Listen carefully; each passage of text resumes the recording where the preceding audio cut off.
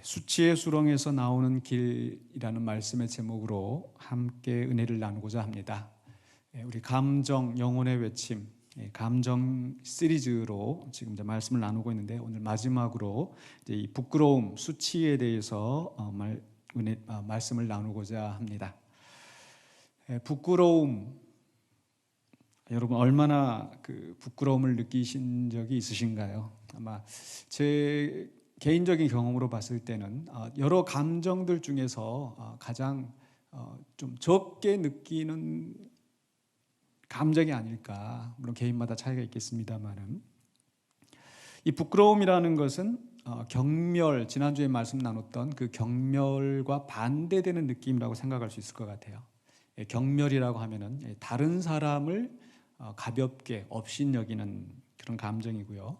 수치는 반대로 다른 사람들이 나를 가볍게 여길 때, 또 내가 그 웃음거리, 비웃음거리가 되었을 때 느껴지는 어떤 당혹스러운 그 마음, 감정이라고 할 수 있겠습니다. 수치를 느낄 때, 부끄러움을 느낄 때는 우리 얼굴이 화끈거리고 고개를 숙이고 또 어디론가 도망가고 싶은 그런 마음을 느끼게 되죠. 이 수치는 아까 말씀드린 것처럼 그렇게 빈번하게 자주 느끼는 감정은 아니어도 또 의외로 우리에게 깊은 상처를 남기지 않나 생각이 듭니다. 저도 어렸을 때 굉장한 수치를 당한 적이 있어요. 아주 꼬맹이였을 때 저희 어머니가 제가 말을 잘 안 듣는다고, 엄마 말 안 들으려면 나가라고 하는데 그냥 안 내보내시잖아요. 어떻게 내보내시나요? 옷을 다 벗겨가지고, 이거 내가 사준 옷이니까 다 벗겨가지고 빨가벗겨서 내 쫓김을 당하였던 기억이 아직까지 남아 있습니다.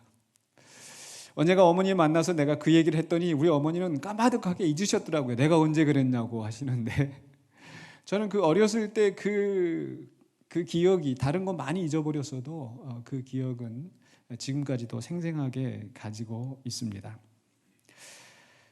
그 외에도 아마 여러 가지 크고 작은 어떤 부끄러움들을 우리는 느끼고, 또 그 순간을 잊지 못하고 우리 마음속에 또 무의식 중에 상처로 남아있는 경우가 많이 있죠. 오늘 그 수치의 감정에 대해서 우리가 좀 살펴볼 필요가 있는데요. 먼저 이 수치는 언제 느끼는가? 언제 수치를 느낄까요?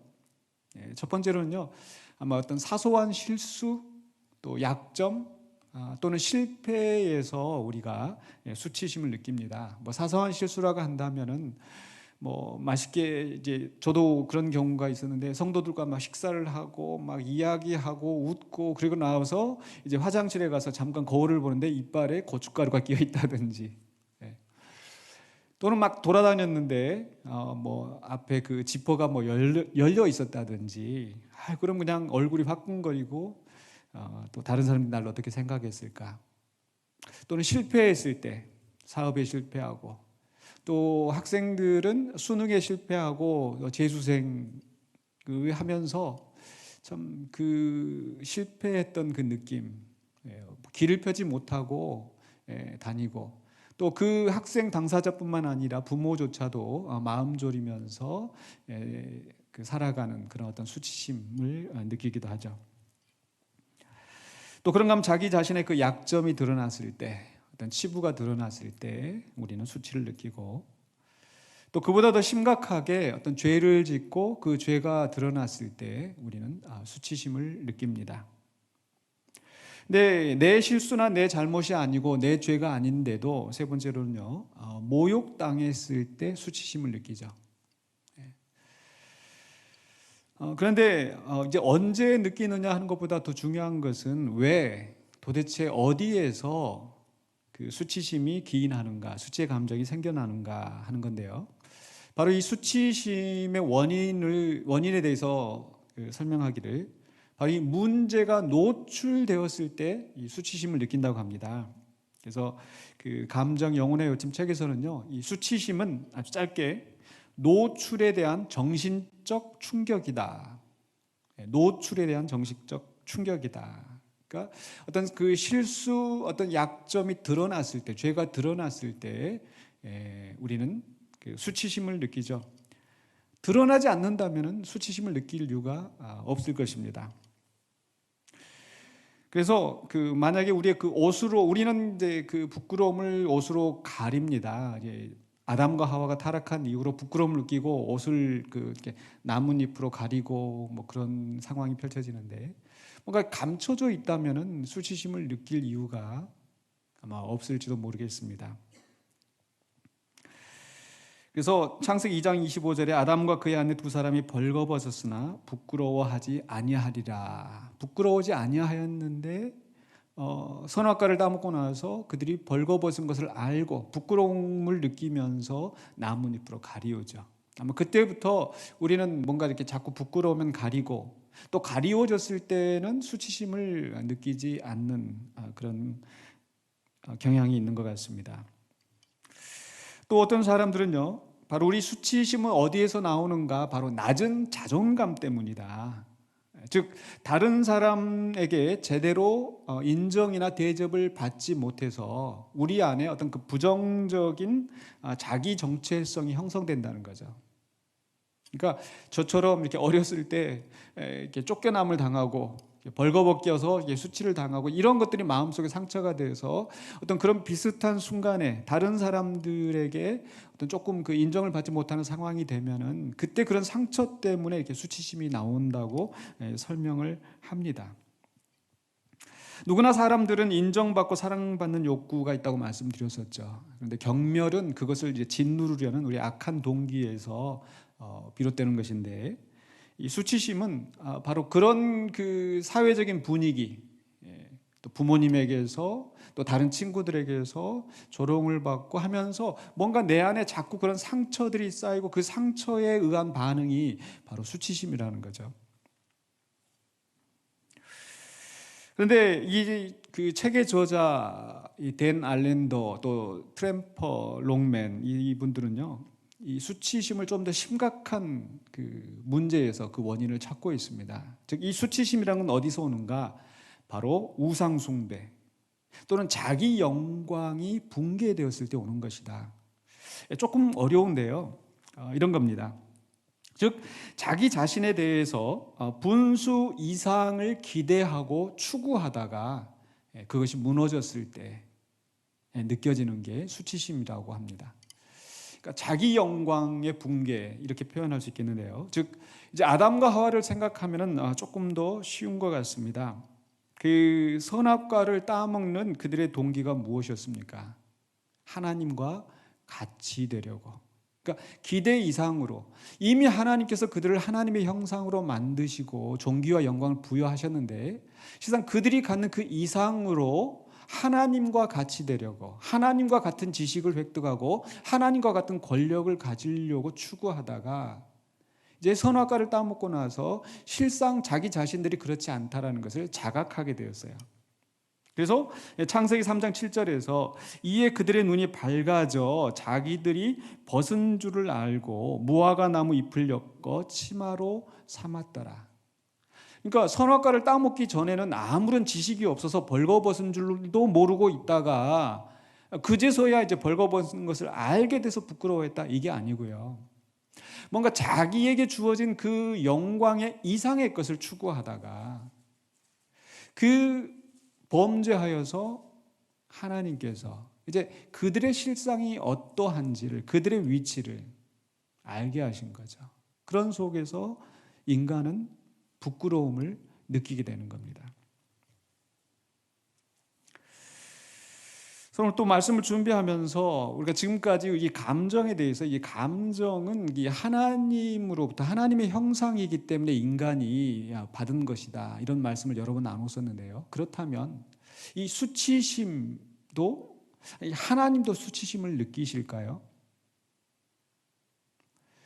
물론 하나님은 어떤 그 죄나 어떤 약점, 실수, 실패함이 없으시기 때문에 그런 것 때문에 우리 인간들처럼 수치심을 느끼지는 않으실 겁니다. 그러나 하나님께서 마땅히 받으셔야 할 영광과 존귀가 인간들에 의해서, 죄악된 그런 인간들에 의해서 훼손되어질 때 하나님은 수치심을 느끼시겠죠. 그것을 성경에서는 하나님의 이름이 더럽혀졌다. 하나님이 더럽혀질 수는 없습니다. 하나님의 이름이 더럽혀졌다. 그래서 에스겔서 36장 23절에서 여러 나라 가운데서 더럽혀진 이름, 곧 너희가 그들 가운데서 더럽힌 나의 큰 이름을 내가 거룩하게 할지라. 하나님의 이름은 높임을 받으셔야 되죠. 큰 이름. 그래서 주기도문 가운데서 이름이 거룩히 여김을 받으시오며, 이게 마땅해요. 그러나 하나님의 백성, 하나님의 선택하신 주의 백성이 범죄하여서 이방에 끌려가게 되었을 때 사람들이 여호와도 별거 아니네, 저들은 여호와의 백성인데 저렇게 피한 걸 보니까 여호와는 죽었구만, 여호와보다 우리의 신이 더 강하구만, 이런 식으로 조롱을 합니다. 그런 순간에 하나님은 아마 수치심을 느끼셨겠죠. 그러나 이 하나님의 수치심과 반대로 인간의 수치심은요, 바로 그 분수 이상의, 하나님은 마땅히 영광을 받으셔야 할 뿐인데 그것이 훼손되었을 때 수치심을 느끼지만, 인간은 때때로 분수 이상의 욕구, 또 영광을 받고자 하는 그런 마음, 어떤 기대가 있다가 그게 충족되지 않았을 때, 낮아졌을 때, 손상되었을 때, 약함이 드러났을 때 우리는 그 수치심을 느낀다라는 겁니다. 물론 이 수치심이 꼭 나쁜 것만은 아닙니다. 이 수치심은 다른 한편으로 보면 은혜의 선물이에요. 왜냐하면 이 수치심 때문에 우리는 우리의 숨겨진 죄와 욕구가 드러나게 됩니다. 자기 영광, 자기 숭배하는 그런 마음들이 꺾이게 되는 거죠. 마치 자동차에 그 엑셀레이터가 있지만 반대로 브레이크가 있어서 너무 과하게 가지 않도록 잡아주는 것처럼, 바로 이 수치심 때문에 우리는 그 자기 영광을 좀 절제할 수 있게 됩니다. 물론 어떤 사람들은 그것조차도 없어서 부끄러운 줄 모르고 수치를 모르고 안하무인으로 적반하장으로 오히려 다른 사람을 공격하는 경우도 있죠. 그런 경우는 디모데전서 4장 2절에서 이렇게 표현하고 있습니다. 자기 양심이 화인을 맞아서 외식함으로 거짓말하는 자들이라. 뻔한 거짓말인데 그걸 하면서 부끄러운 줄 모르고 그렇게 하는 사람들, 양심에 화인 맞은 자들, 이렇게 표현을 하죠. 수치심을 모르는 자들이라고 하는 겁니다. 그렇기 때문에 우리는 수치심이 있다라는 것은 내가 양심에 화인 맞은 것이 아니라 나로 하여금 죄를 깨닫게 하고 나를 돌아보게 하는 하나님의 은혜의 선물이구나, 이렇게 생각할 수 있습니다. 그래서 이 제레미 피어라고 하는 분이요, 바로 이 리고니어 선교회라는 그 웹사이트에서 나오는 말인데요, 이제 번역돼서 이제 나온 말을 제가 소개해드리면요, 수치심은 우리로 하여금 우리의 타락한 상태 가운데 만족스럽게 쉬지 못하게 만드는 고통스러운 인식이다. 다시 한번요. 수치심은 우리로 하여금 우리의 타락한 상태 가운데 만족스럽게 쉬지 못하게 만드는 고통스러운 안식이다. 마치 아담과 하와가 범죄하였을 때 하나님 앞에 부끄러움을 느끼면서 내가 벌거벗었구나, 내가 정말 아무것도 아닌 존재이구나, 이렇게 부끄러워하는 게 이 고통스러운 상태인 거예요. 근데 만약에 그런 수치심을 못 느끼고 여전히 하나님 앞에서 뻔뻔하게 오만하게 들이댔다면 아마 우리 인류의 비극은 훨씬 더 지금 크지 않았었을까. 그렇기 때문에 수치심은 우리를 그 죄를 깨닫게 하고 우리 안에 그 잘못된 욕구를 깨닫게 하는 어떤 하나님의 은혜의 선물일 수 있다. 그래서 오늘 본문 속에서 시편 44편에 그 나타나는 기본적인 감정은 수치심인데요, 바로 그 수치심이 하나님께서 주신 은혜의 선물인 것을 우리가 알 수가 있습니다. 먼저 봉독하지는 않았지만은 1절로 8절에서 보면은요, 그 이스라엘의 과거의 승리의 역사, 즉 애굽에서 나와서 가나안 땅을 정복하고 정착하게 된 그 역사를 시적으로 표현하고 있어요. 우리가 지금까지 그 성경 이렇게 창세기부터 쭉 출애굽기, 민수기 이렇게 해오면서 그 말씀을 나눴었죠. 44편 2절에 보시면요, 주께서 주의 손으로 뭇 백성을 내쫓으시고 우리 조상들을 이 땅에 뿌리 박게 하시며 주께서 다른 민족들은 고달프게 하시고 우리 조상들은 번성하게 하셨나이다.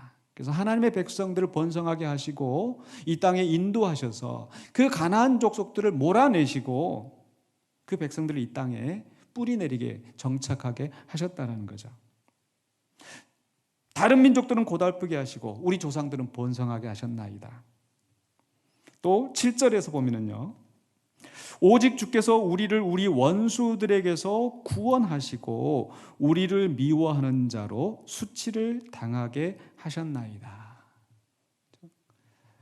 그러니까 다른 족속들은 그 여리고성, 큰 성인데 무너지게 하시고, 또 왕들이 연합을 해서 이스라엘 족속을 치려고 했는데 오히려 그들이 쫓겨나가게 되고, 이렇게 그 이방 민족들이 수치를 당하게 되는 이런 상황이었다라는 거죠. 그게 1절부터 8절의 내용입니다.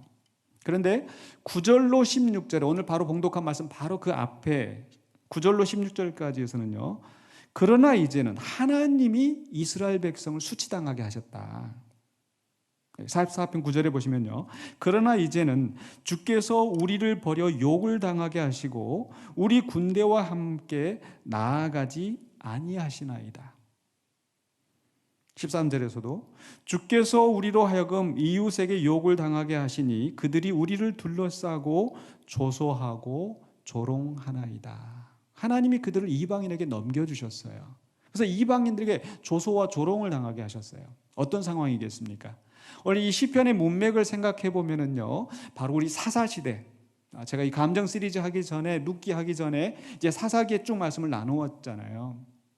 그러니까 하나님의 약속된 땅에, 약속하신 땅에 정착하여 살고 있는데 블레셋에게 시달리고 미디안 족속에 시달리고 가나안 족속의 정복을 받게 되고 그들이 농사한 모든 것들을 빼앗기게 되고 조소와 조롱을 받고 있는 상황. 그래서 15절로 16절에서 보면은요, 나의 능욕이 종일 내 앞에 있으며 수치가 내 얼굴을 덮었으니 나를 비방하고 욕하는 소리 때문이요 나의 원수와 나의 복수자 때문이니이다. 그러니까 이방인들에게서 조롱을 당하면서 수치가 내 얼굴을 덮었도다. 얼굴을 어디 들고 다닐 수가 없어요.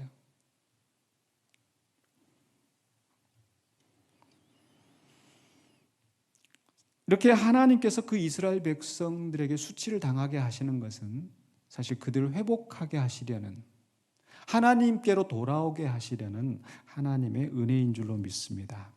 그런 면에서 수치는 분명히 하나님의 은혜의 선물이다라고 말할 수 있겠죠.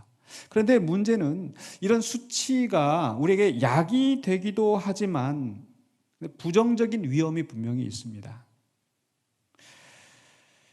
그래서 두 번째로 우리가 생각할 것은요, 바로 이 수치의 파괴적인 위험이 있다라는 거.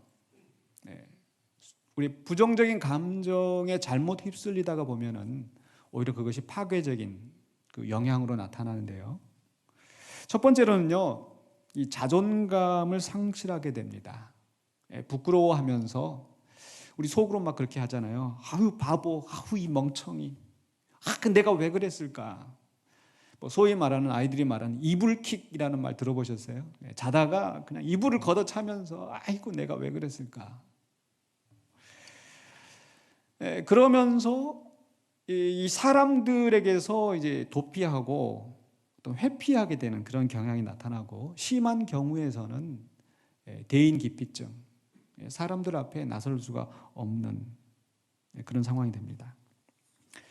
바로 수치심을 느낄 때 자기 자신을 아주 이렇게 추하게 생각하게 되고 추하게 느껴지고, 또 다른 사람들이 자기를 그 업신여기는 그 눈빛을 감당할 수가 없어서 피하게 됩니다.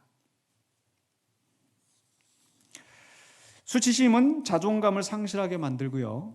또 두 번째로는요, 타인과의 관계를 단절시킵니다. 부끄러우면 어떻습니까? 아까 회피한다고 그랬잖아요. 근데 다른 사람도 어떻습니까? 민망해하고 스스로도 민망하고 그게 어색해지는 거예요. 그래서 아마 서로 좀 피하게 됩니다. 사실 우리가 식사를 하다가 누가 이렇게 뭐 고춧가루 뭐 묻었다 이렇게 하면은요, 아주 친한 사이 같으면은 야, 너 여기 뭐 묻었어, 좀 닦아주기도 하고 이럴 수 있는데, 조금 덜 친한 사람들 같으면은요, 좀 말하기가 좀 민망하지 않습니까? 그러니까 부끄러움이 노출되었을 때 수치심을 본인이 느끼지만 다른 사람과 이게 어색해지면서 관계가 끊어질 가능성이 있다는 거예요. 바로 아담과 하와가 그러했었죠. 창세기 3장 7절에서 아까 보았던 말씀인데, 이에 그들의 눈이 밝아져 자기들이 벗은 줄을 알고 무화과 나무 잎을 엮어 치마로 삼았더라. 그 전에는요, 벌거벗었으나 부끄러워하지 않으더라. 완전히 결합된 그런 사이였는데, 그런 죄를 짓고 나서 수치심을 느끼면서 서로 가리고 서로 멀어지게 되는 그런 상황이 되었습니다. 또 이 수치심은요, 이 책임 전가를, 다른 사람에게 책임 전가를 하는 그런 경향이 나타납니다. 바로 12절에, 창세기 3장 12절에 아담이 이르되 하나님이 주셔서 나와 함께 있게 하신 여자, 그가 그 나무 열매를 내게 주므로 내가 먹었나이다. 뭐 아담이 모르게 그냥 하와가 몰래 선악과 가져다가 샐러드에다가 넣어가지고 그냥 먹은 게 아니잖아요. 자기 스스로 가져다 먹었으면서 정작 이 여자 때문에 내가 그걸 먹었습니다 라고 책임을 전가시키는 거예요. 말씀을 준비하다 보니까 저희 막내 아이가 했던 이야기가 좀 생각이 났었습니다. 수업 시간 학교에서 수업을 듣는데 뒤에 앉아 있는데 이 친구가, 이 아이가 방귀를 뀐 거예요. 냄새가 나니까 이제 또 뒤쪽에서부터 난다 싶으니까 앞에 학생들이 다 이렇게 쳐다보잖아요. 쳐다보니까 얘가 부끄러우니까 어떻게 했냐면은 다 쳐다보는데 바로 그 앞에 있는 손가락을 가리키면서 이렇게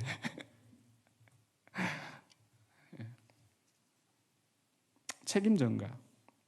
우리 뭔가 우리가 부끄러움을 느끼면은 그 부끄러움을 피하기 위해서 다른 사람에게 그 책임을 전가해요. 근데 더 심한 경우에는 다른 사람에게 전가하는 걸 넘어서 그 사람을 꾸짖고 또는 그것을 드러낸, 또 그것에 책임이 있다고 하는 사람에게 그 폭력적인 보복을 할 때가 있습니다. 그러니까 자식 때문에 내가 부끄러움을 당했다 싶으면은 막 그 자식을 호되게 나무라고, 너 때문에 네가 그러고 다니니까 이 부모가 욕을 먹는 거야 한다든지, 또는 바로 그 사람을 향해서 뭐 드라마에서 나왔나요? 너는 내게 모욕을 줬어, 뭐 이런 식으로. 근데 성경 안에서도 그런 인물들이 나옵니다. 사도행전 7장 53절로 54절에서 스데반 집사가 설교를 할 때 쭉 앞에 내용들은 그 과거의 역사를 이야기하면서 그들이 범죄한, 그 조상들이 범죄한 것을 이야기하는데, 바로 7장 53절 54절에서 너희는 천사가 전한 율법을 받고도 지키지 아니하였도다 하니라 라고 스데반의 설교가 끝나니까 그들이 이 말을 듣고 마음에 찔려 부끄러움을 느끼는 거예요. 모욕감을 느끼는 겁니다. 그런데 거기서 어떻게 해요? 그를 향하여 이를 갈거늘, 그리고 그 스데반을 돌로 쳐 죽인 거 아닙니까? 네가 나를 모욕했어. 니들이 나를 이렇게 부끄럽게 만들었어 하면서 우리가 상대방을 향하여서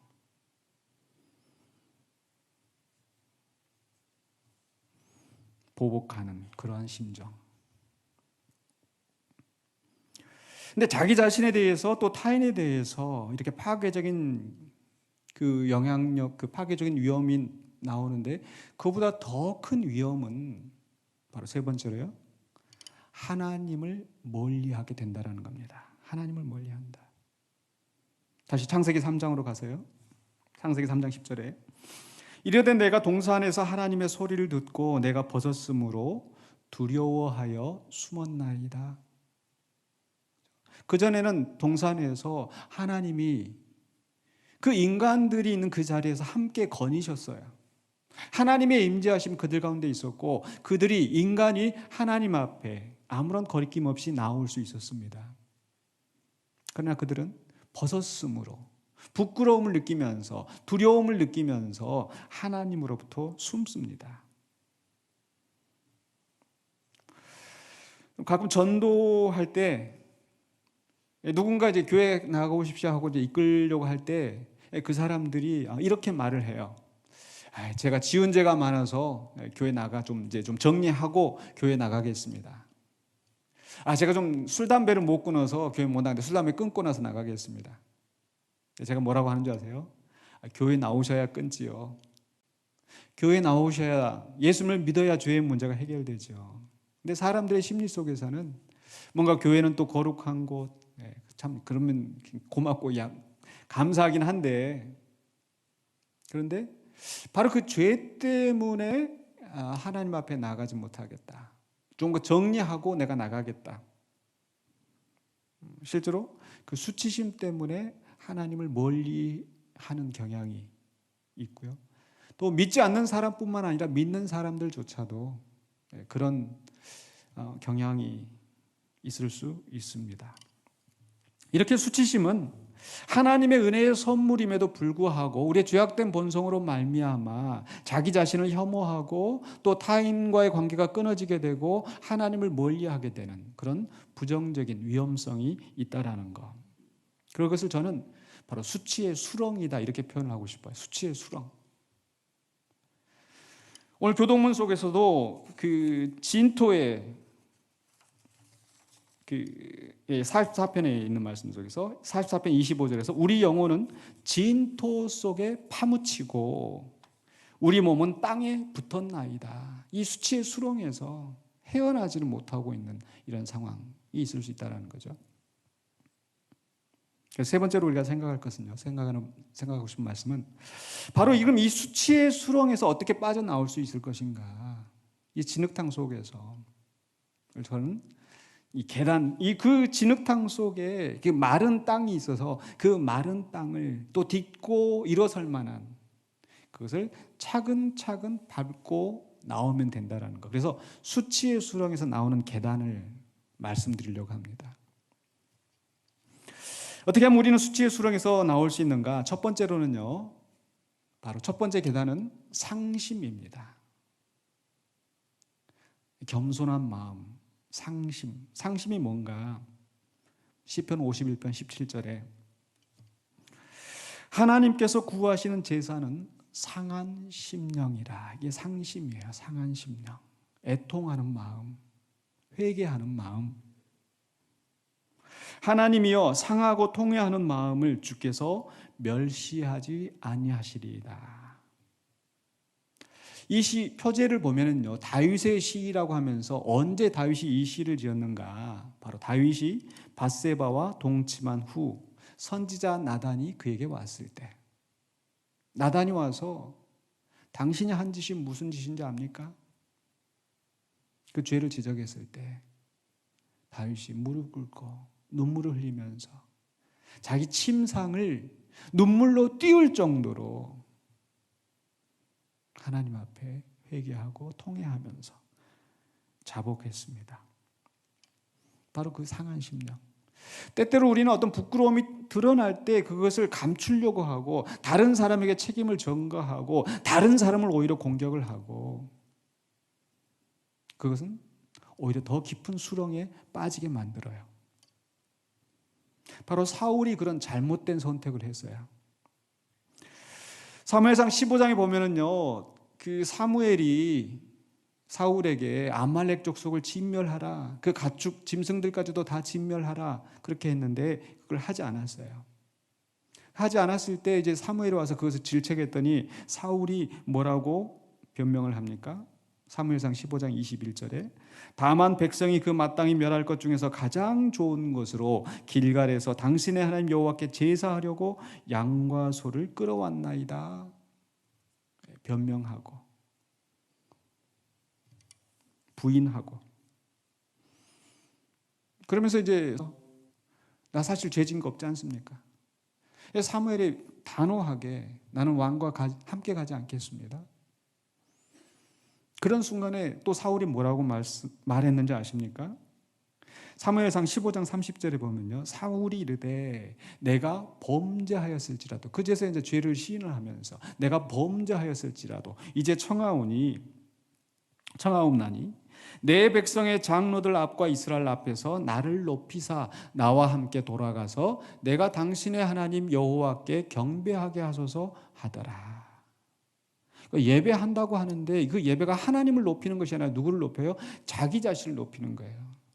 근데 사무엘이 함께 동행하지 않으면, 야, 사무엘로부터 선지자인데 이 선지자 사무엘로부터 인정을 받지 못하는 왕 우리는 필요 없어. 사람들이 사울을 무시하고 사울을 떠날까 봐 사무엘을 붙잡고 나를 높이사 나와 함께 가서 하나님 앞에 예배하게 하소서. 위장하는 거죠. 죄의 무게로 따지면 다윗의 범죄가 훨씬 더 클 것 같아요. 사울이 범한 죄보다. 그런데 사울은 버림을 받고 다윗은 회복되었어요. 왜 그럴까요? 바로 그 수치스러운 상황에 다윗은 상심하며 하나님 앞에 나아갔기 때문입니다. 지난주도 말씀, 제가 그 누가복음 18장에 있는 바리새인과 세리의 그 비유, 예수님이 하셨던 비유를 말씀드렸는데, 바리새인은 다른 사람보다 자기를 의롭다고 여기고, 실상은 회칠한 무덤인데 다른 사람보다 자기를 의롭다고 여기고 하나님 앞에 가서 나는 이것도 했습니다, 저것도 했습니다. 위장, 회칠한 무덤. 근데 세리는 어떻게 했습니까? 누가복음 18장 13절에 세리는 멀리 서서 감히 눈을 들어 하늘을 쳐다보지도 못하고 다만 가슴을 치며 이르되 하나님이여 불쌍히 여기소서 나는 죄인이로소이다 하였느니라. 가슴을 치며 나는 죄인입니다. 그 비유를 말씀하시고 예수님께서 14절에 내가 너에게 이르노니 이에 저 바리새인이 아니고 이 사람이 의롭다 하심을 받고 그의 집으로 내려갔느니라. 무릇 자기를 높이는 자는 낮아지고 자기를 낮추는 자는 높아지리라 하시니라. 상심하며 자기를 낮추는 자, 겸손하게 하나님 앞에 회개하는 자, 하나님이 높이실 줄로 믿습니다. 그래서요, 그 다음에 첫 번째 계단이 뭐라고 그랬어요? 상심. 두 번째 계단을 소개하기 위해서 저는 제레미 피어라고 하는 분이 좀 이런 얘기를 했는데요. 수치심은 죄가 우리를 망가뜨렸고 이러한 문제는 하나님만이 바로 잡으실 수 있는 사실을 우리에게 증거해 주는 우리 내면의 증거이다. 수치심을 통해서 우리는 죄를 깨닫게 되고 이 죄 때문에 이 죄의 문제를 해결하실 수 있는 분은 하나님이다. 그걸 알려주는 게 수치심이라는 거예요.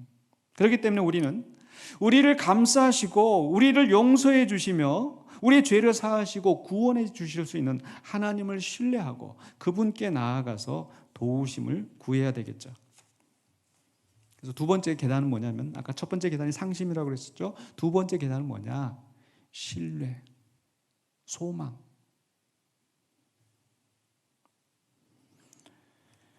시편 25편 1절로 2절에서 여호와여 나의 영혼이 주를 우러러 보나이다. 주를 우러러 보나이다. 하나님이여 내가 주께 의지하였사오니 나를 부끄럽지 않게 하시고 나의 원수들이 나를 이겨 개가를 부르지 못하게 하소서. 수치당하는 가운데서 하나님, 내가 주를 의지합니다. 주님을 바라봅니다. 나를 부끄러움 당하지 않게 하시고 나의 원수들이 나를 이기지 말게 하소서. 하나님 앞에 나아가는 겁니다. 오늘 우리가 교동문 속에서도 시편 31편 1절에서 여호와여 내가 주께 피하오니 나를 영원히 부끄럽게 하지 마시고 주의 공의로 나를 건지소서. 내가 여호와께 피하오니 나를 부끄럽게 하지 마시고. 그저 상심만 하고 있어서는 우리가 빠져나올 수가 없어요. 돌아온 탕자 이야기 잘 아시죠? 아버지 재산 다 미리 다 받아서 타지에 나가서 흥청망청 쓰다가 거지가 돼가지고 그 돼지 우리를 치는 그 이스라엘 사람들이 가장 그 부정하게 여기는 돼지 우리를 치면서 그 돼지가 먹는 그 열매를 주염 열매를 먹으면서 얼마나 부끄럽고 얼마나 수치스러운 상황입니까? 근데 그 속에서 우리 아버지 집에는 먹을 것도 많은데 내가 이 돼지 열매도 못 먹어서 이렇게 비참하게 있구나. 그렇게만 있어서는 아무것도 이루어지지 않습니다. 근데 그 탕자가 내가 아버지 집에 가서 내가 비록 종으로 살망정 아버지에게로 가야겠다. 아버지에게로 돌아갈 때 아버지가 그를 감싸고 높여주지 않았습니까? 바로 오늘 봉독한 말씀 시편 44편이 바로 그러한 모습을 우리에게 보여줍니다. 아까 앞에서는요, 그 영광스러운 그 이스라엘의 승리 과거의 역사 1절부터 8절까지 9절부터 16절까지에서는 하나님이 그들을 수치를 당하게 하신 그 상황들, 바로 사사시대에 그들이 짓밟히게 되고 가나안 족속들에게 시달리면서 살아가는 부끄러운 역사 속에 있을 때에 그들은 어떻게 했습니까? 시편 44편 17절에 이 모든 일이 우리에게 임하였으나 우리가 주를 잊지 아니하며 주의 언약을 어기지 아니하였나이다. 이 모든 일이 우리에게 임하였으나 하나님이 우리를 부끄럽게 하시고 하나님 우리를 이방인 가운데 짓밟게 하셨지만은 여전히 우리는 주님을 잊지 않고 주님의 언약을 기억하면서 주님 앞에 나옵니다. 이게 시편 기자의 심정인 거예요. 계속해서 20절 21절에 우리가 우리 하나님의 이름을 잊어버렸거나 우리 손을 이방신에게 향하여 폈더면 하나님이 이를 알아내지 아니하셨으리까 무릇 주는 마음의 비밀을 아시나이다. 물론 그런 사람도 있었어요, 사사시대에. 그러나 그 안에서 신실한 자들은 우리가 이방신을 섬기면 우리가 우상 숭배를 하였으면 하나님 우리 속을 다 아시고 여전히 우리를 버렸을 텐데 그래서 우리는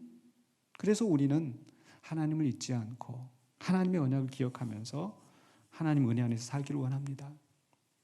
그렇게 고백을 하면서 23절 26절에 주여 깨소서 어찌하여 주무시나이까 일어나시고 우리를 영원히 버리지 마소서. 일어나 우리를 도우소서. 주의 인자하심으로 말미암아 우리를 구원하소서. 내 공로가 아니라 우리의 덕이 아니라 주의 인자하심으로 말미암아 우리를 구원하소서. 하나님 앞에 호소하는 거예요. 분명히 하나님은 우리가 잘못했을 때, 우리가 범죄하였을 때 우리로 하여금 수치를 당하게 하시는 분이시지만 반대로 우리의 수치를 제거하시고 회복하게 하시는 분도 하나님이신 줄로 믿습니다. 그래서 이사야서 25장 8절에 주 여호와께서 모든 얼굴에서 눈물을 씻기시며 자기 백성의 수치를 온 천하에서 제하시리라. 여호와께서 이같이 말씀하셨느니라. 그 백성을 이방에 끌려가서 포로되게 하시고 고통당하게 하시지만은 그러나 그들을 회복하시고 구원하신 분 하나님, 바로 자기 백성의 수치를 온 천하에서 제하시는 분. 그래서 이사야서 50장 7절에서 바로 앞에서는 그 하나님의 종, 그 메시아가 뺨을 맞고 침뱉음을 당하고 고통을 당하지만 이 메시아가 이렇게 표현을 해요. 7절에서 주 여호와께서 나를 도우심으로 내가 부끄러워하지 아니하고 내 얼굴을 부싯돌같이 굳게 하였으므로 내가 수치를 당하지 아니할 줄 아노라. 부싯돌같이 단단하게. 그전에는 부끄러워서 가리고 숨고 하는 그랬던 심정이었지만은 하나님이 나를 도우시면 수치를 제하시고 우리를 회복하게 하실 줄로 믿습니다. 첫 번째는 아까 뭐였어요? 상심. 두 번째로는 신뢰. 구원의 소망을 가지고 하나님 앞에 나아가는 것. 세 번째 계단은 뭔가? 세 번째 계단은요, 바로 예배, 감사입니다. 바로 하나님께서 구원하시는 그 은혜를 생각하면서 하나님께 찬양하고 그 구원하심을 확신하면서 하나님께 영광을 돌리는 거예요. 바로 사무엘하 6장에 보면요, 다윗이 하나님의 언약궤를 가져오려고 하다가 처음에 실패했습니다. 웃사라는 사람이 그 언약궤가 뛰는 것을 보면서 소가 이렇게 그 거친 길을 가다가 뛰는 걸 보면서 그 언약궤를 잡으려고 하다가 즉사했어요. 하나님의 저주가 하나님의 심판이 그들 가운데 임한 것을 알고 언약궤를 가져오지 못했는데, 그러나 이제 후반부에 가서 그 다음에 이제 레위인이 그 언약궤를 메고 올 때에 언약궤가 드디어 예루살렘에 들어오게 됩니다. 그때 다윗이 어떻게 했어요? 사무엘하 6장 14절 15절에서 다윗이 여호와 앞에서 힘을 다하여 춤을 추는데 그때 다윗이 베에봇을 입었더라. 다윗과 온 이스라엘 족속이 즐거이 환호하며 나팔을 불고 여호와의 궤를 메우니라. 이제 하나님 우리를 용서하셨다. 하나님 이제 우리와 함께 하신다. 즐거워서 춤을 추는 거예요. 근데 그 춤을 추는 장면을 보고 미갈이 사울의 딸이기도 하면서 다윗의 아내인 미갈이 어떻게 왕이 채통도 없이 염치도 없이 이렇게 백성들 앞에서 아랫도리를 다 드러내고 이렇게 춤을 춥니까? 조롱을 하죠. 근데 거기에 대해서 다윗이 뭐라고 했냐면요. 사무엘하 6장 21절에 이는 여호와 앞에서 한 것이니라. 그가 내 아버지와 그의 온 집을 버리시고 나를 택하사 나를 여호와의 백성 이스라엘의 주권자로 삼으셨으니 내가 여호와 앞에서 뛰놀리라. 더 이상 부끄러워하지 않는 거예요. 바로 하나님을 찬양하고 하나님께 예배하면서 내가 어떻게 돼도 나는 괜찮아. 하나님 나를 택하시고 하나님 나를 사랑하시는데 감사하면서 예배합니다. 다윗은 이렇게 예배하면서 더 이상 부끄러워하지 않고 수치심의 노예가 되지 않게 되었습니다.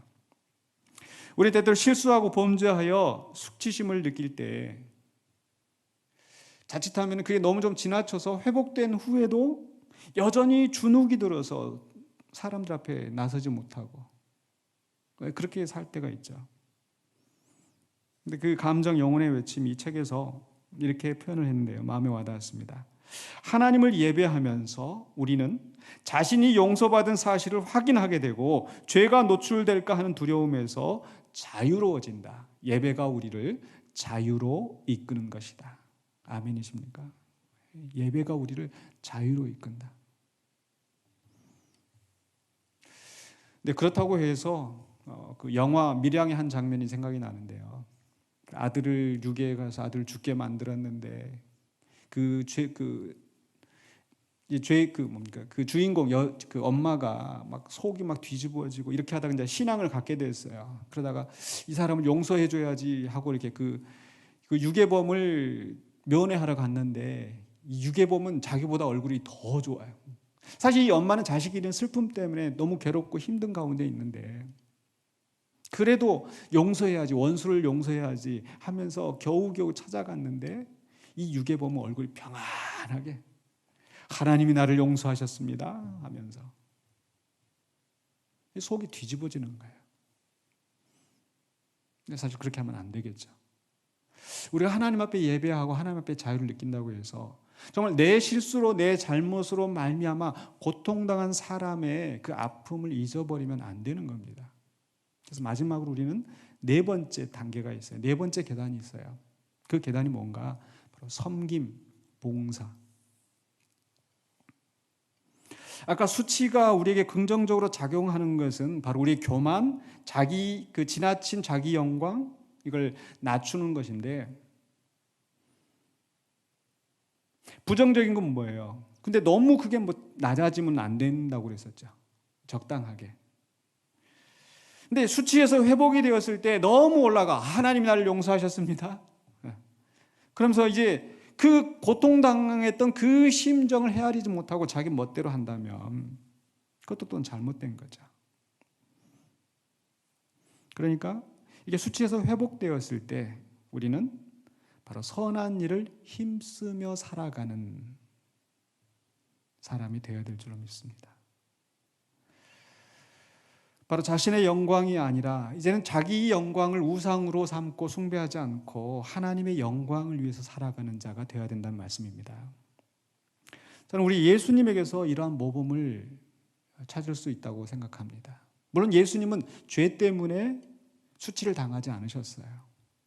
그런데 죄 없이 수치와 모멸을 당하셨기 때문에 지난주에 나눴던 말씀처럼 이 사람 저 사람에게서 그 조롱당할 때 아마 예수님은 그 누구보다도 어느 누구와 비교할 수 없는 그런 수치와 모멸을 당하셨겠죠. 근데 그 이후 어떻게 되셨는가? 히브리서 12장 2절에서 이렇게 말씀하고 있어요. 믿음의 주요 또 온전하게 하시는 이인 예수를 바라보자. 그는 그 앞에 있는 기쁨을 위하여 십자가를 참으사 부끄러움을 개의치 아니하시더니 하나님 보좌 우편에 앉으셨느니라. 그 부끄러움을 개의치 않으시고 참으셨어요. 왜? 그 이후에 있는, 그 뒤에 있는 하나님 주시는 영광을 보셨기 때문에. 그런데 예수님이 하나님 보좌 우편에 앉으셨다고 해서 이제는 내가 그렇게 너희들이 나를 짓눌렀는데 내가 이렇게 하나님 우편에 있어 하고 지금 의시되면서 그렇게 계실까요? 자기 만족에 빠져서 그렇게 계실까요? 아니잖아요.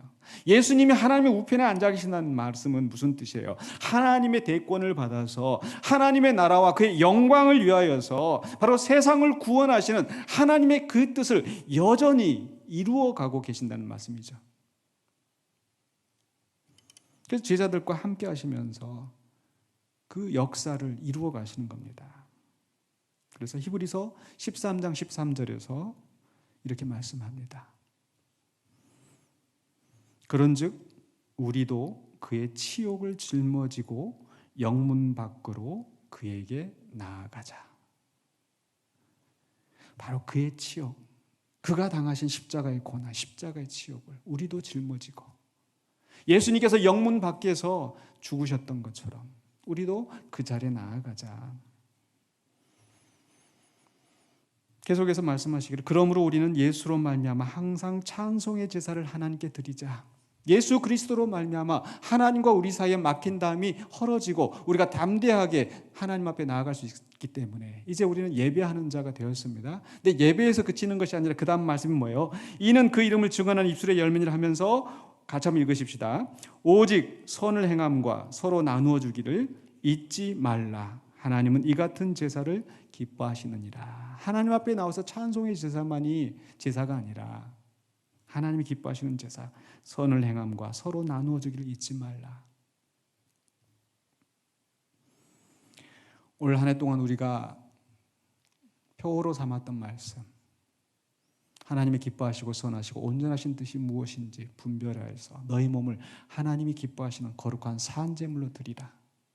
로마서 12장 1절과 2절의 말씀. 바로 선을 행함과 서로 나누어지기를 계속하는 것. 이것이 하나님 앞에 우리가 거룩한 산제물로 드려지는 삶이 되는 줄로 믿습니다. 그러니까 수치심에서 회복되었으면 더 이상 주눅들어서 사람들이 나를 어떻게 볼까 두려워하지 마시고 하나님께 예배하고 또 다른 사람들에게 더 열심히 선을 행하고 자비를 베푸는 우리의 삶을 살아야 될 줄로 믿습니다. 말씀을 마치려고 합니다. 우리는 수치심을 느낄 때 분명히 괴롭습니다. 어떤 사람들은요, 그 수치심 때문에 극단의 선택을 하기도 합니다. 정치인들이, 또 경제인들이, 연예인들이 그런 뉴스를 보면서 참 안타까움을 많이 느낍니다. 그러나 우리 성도들은요, 우리 자기 영광, 기대 이상의 나는 이런 사람이 돼야 되는데 내가 이렇게 대접을 받아야 되는데 사실 이걸 내려놓으면은요, 그렇게 수치심이 그 수치심의 수렁에서 빠져나오지 못할 이유가 없을 것 같습니다. 그리고 보다 더 중요한 것은 내가 어떤 수치와 어떤 모욕을 당하는 그런 사람이라 할지라도 그 수치와 그 죄를 바로 예수님이 나를 대신해서 지셨다라는 것. 그걸 기억하시기 바랍니다. 물론 우리는 여전히 수치심을 느낍니다. 또 느낄 필요가 있습니다. 왜냐하면 그 수치심이 우리에게 영적인 유익이 되어서 하나님 앞에 나아가게 하는, 우리의 죄를 깨닫고 하나님 앞에 나아가게 하는 길이 되기 때문에. 그래서 이 감정 영혼의 외침에서 이렇게 소개하고 있어요. 수치심이 우리의 치부를 드러낼 때 자신을 보호하려는 충동에서 벗어나 우리를 보호하고 방어해 주시는 하나님께 소망을 두어야 한다. 하나님께 나가야 된다. 우리 하나님 어떤 분이신가요? 우리가 새벽 시간에 제가 에베소서의 말씀을 나누고 있는데 바로 오늘 새벽에 나눴던 말씀, 에베소서 2장 4절로 6절에 긍휼이 풍성하신 하나님이 우리를 사랑하신 그 큰 사랑을 인하여 허물과 죄로 죽은 우리를 그리스도와 함께 살리셨고 또 함께 일으키사 그리스도 예수 안에서 함께 하늘에 앉히시니. 바로 2장 1절에서 너희의 허물과 죄로 죽은 너희를 하나님이 살리셨도다. 누구 안에서요? 그리스도 안에서 살리시고. 살리셨을 뿐만 아니라 우리를 어떻게 하셨다고 그랬어요? 그리스도와 함께 하늘에 앉히시니. 하늘에 앉히실 것이니 미래가 아니라 이미 우리를 하늘에 앉히셨어요. 예수 그리스도님 어디에 앉아 계세요? 하나님의 우편에 앉아 계시는데 그 옆에 우리도 함께 앉아 있는 줄로 믿습니다. 그러니 어떤 수치와 어떤 세상의 경멸이 우리를 끌어내리겠습니까? 바로 그리스도 안에서 우리는 회복된 존재인 것을 기억하시면서 또 믿음 안에서 소망 안에서 또 힘있게 살아가시는 저와 여러분이 되시기를 주의 이름으로 간절히 축원합니다. 기도하겠습니다. 거룩하신 아버지 하나님 은혜를 감사합니다. 허물과 죄로 죽은 우리를 살리시고 우리가 당할 수치와 멸시를 우리 주님이 감당하심으로 우리를 구원하신 하나님의 일을 생각합니다. 그럼에도 불구하고 여전히 우리는 우리의 죄로 말미암아서 수치심을 느끼면서 그 수렁에서 헤어나지 못할 때가 많이 있습니다. 때로는 사람들이 당하는 모욕이 너무 억울해서 또 죄를 지을 때가 있습니다. 우리의 죄를 용서하여 주시고 우리가 이 수치심을 가지고 하나님 앞에 나아가 회개하며 주님 앞에 예배하며 감사하며 주께 영광 돌리는 선한 일에 힘쓰는 우리 온 성도들이 될 수 있도록 도와주시옵소서. 예수 그리스도 이름으로 기도하옵나이다. 아멘.